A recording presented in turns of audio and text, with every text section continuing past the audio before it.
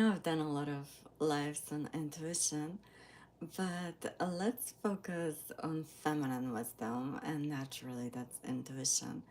But feminine wisdom is knowing, not knowledge. It is alive and flowing constantly.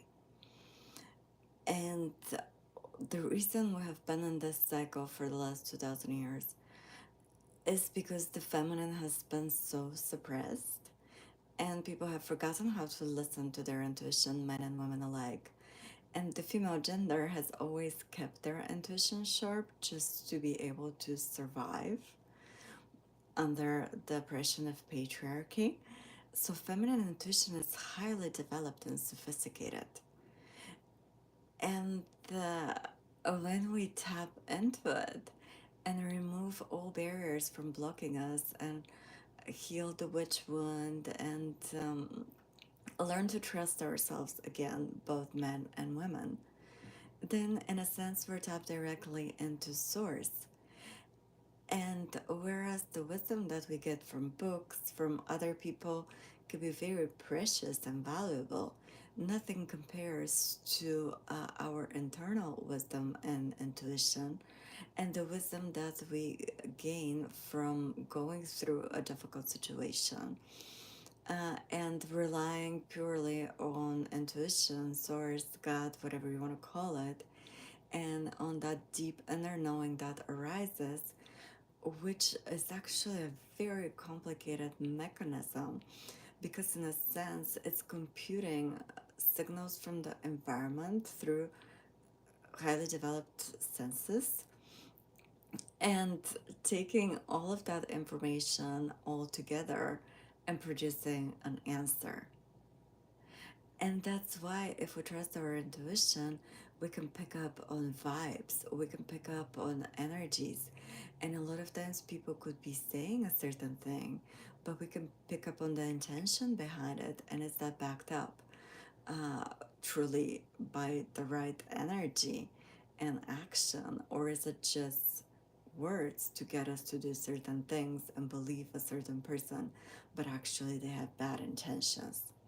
And that's why intuition has been so heavily suppressed in the feminine in all of us, so we can be controlled.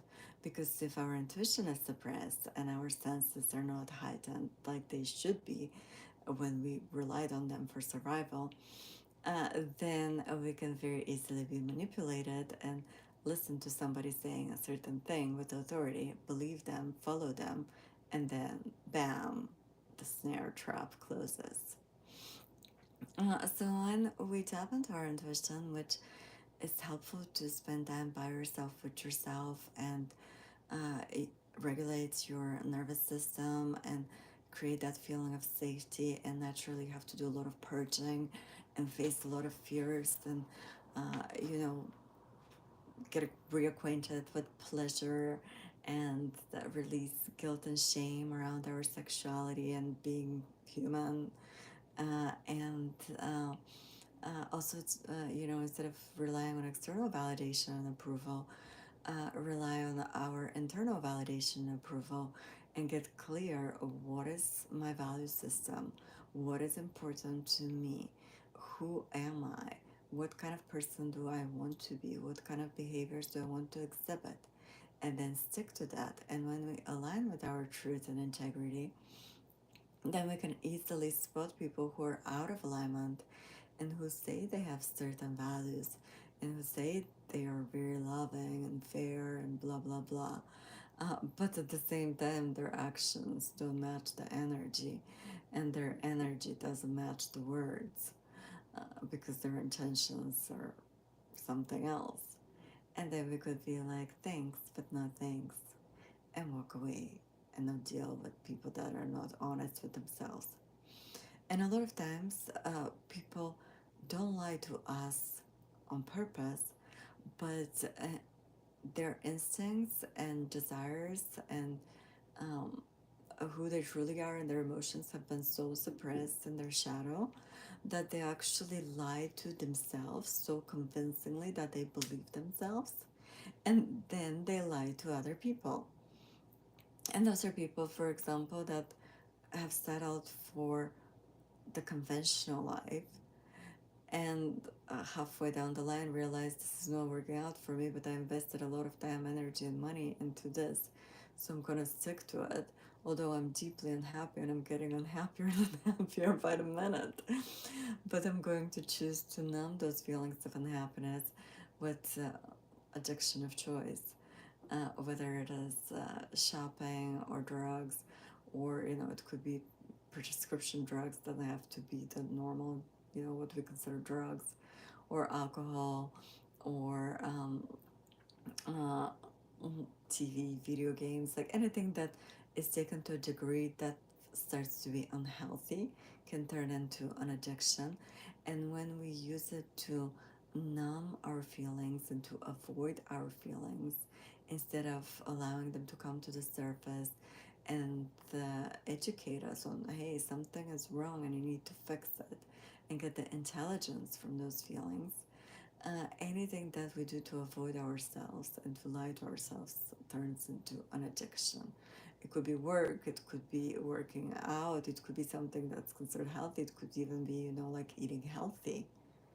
But when taken to an extreme and when used as something to help us avoid our feelings from actually feeling them, the uncomfortable ones that we don't want to feel, it's an addiction.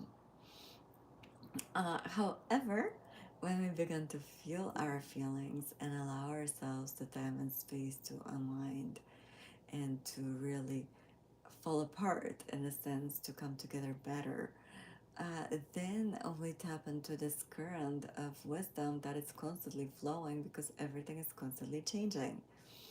And our intuitive wisdom tells us, okay, now it's time for this, oh, now it's time for that.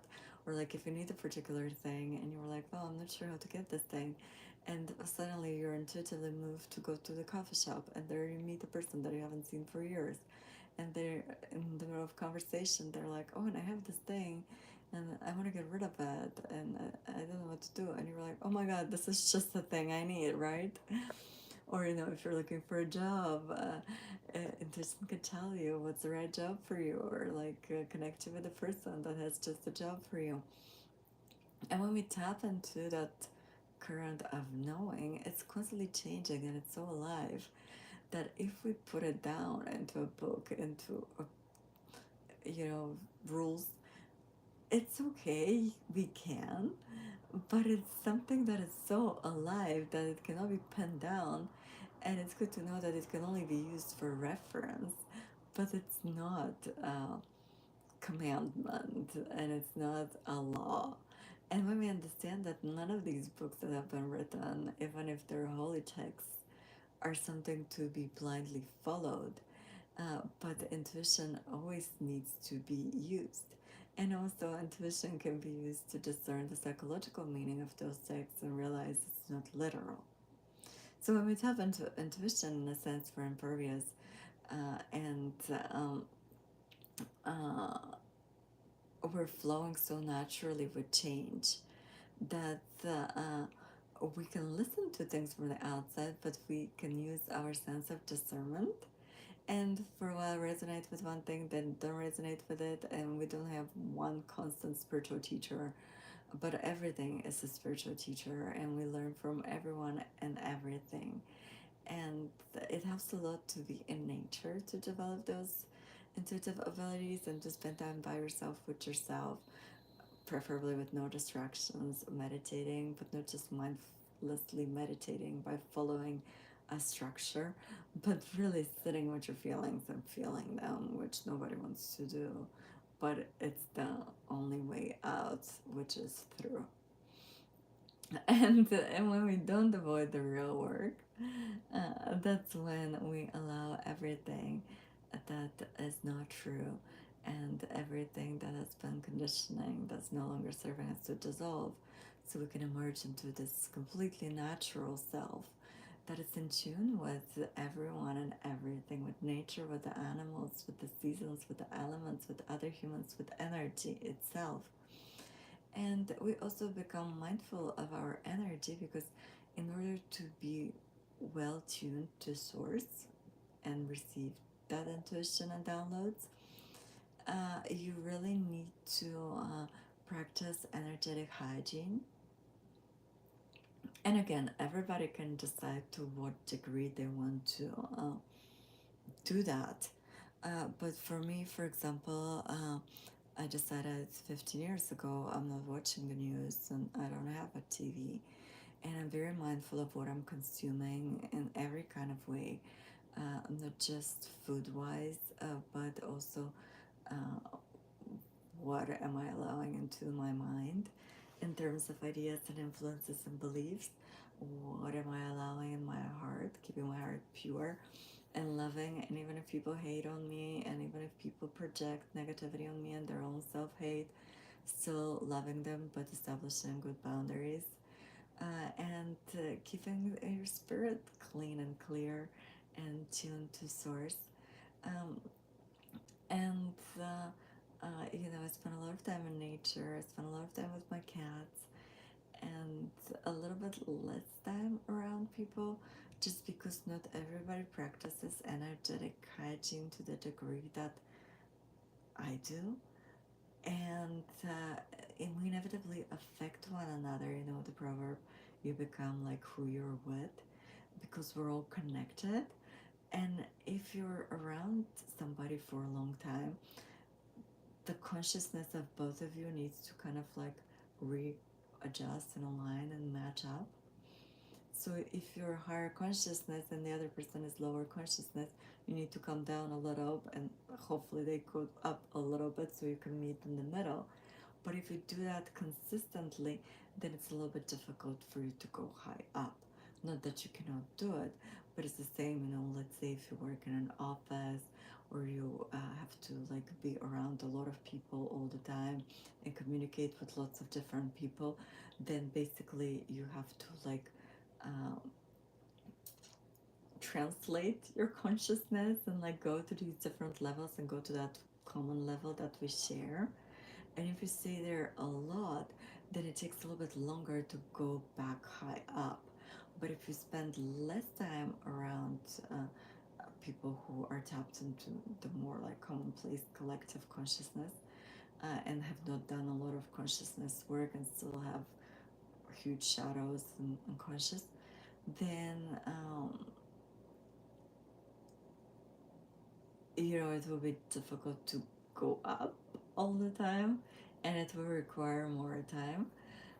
But if you decide that I am going to devote myself more to consciousness and awareness and spend more time in nature and meditating and with myself and by myself and facing my feelings and really putting in the work and maybe finding people online who are on the same or similar level or even higher, then your consciousness elevate. And in the same way you can choose to read books by people that were very conscious and loving and aware and intelligent and spiritual teachers, and consume um, content created by them, like which I wouldn't even call content but transmissions, and quotes and literature and poetry, and any kind of high art in a sense.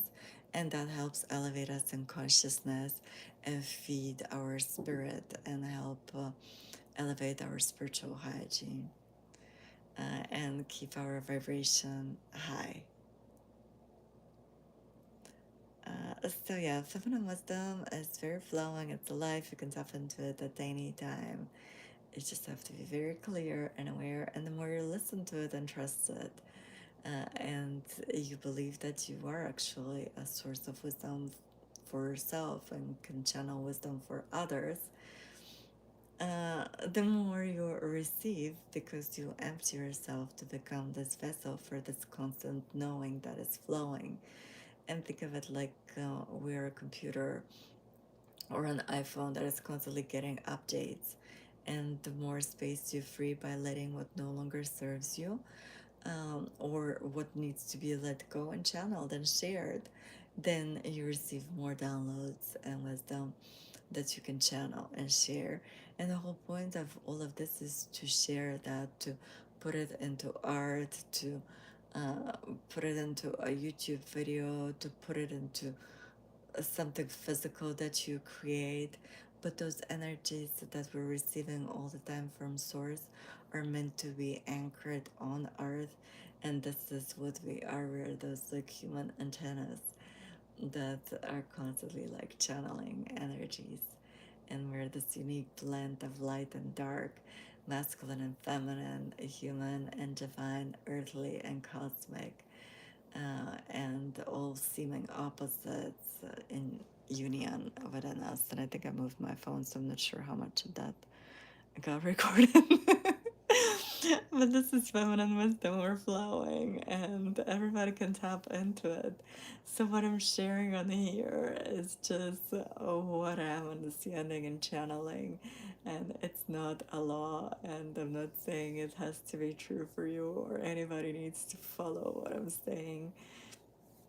It's just something that I feel prompted to share, and you can use your own discernment and inner intelligence and intuitive wisdom and take what you need and leave the rest. And that's the beauty with all true wisdom is when we revisit it, we can pick up new facets, and every time what is for us will stand out and what it's not will elude us somehow. And this is how magical our brains are.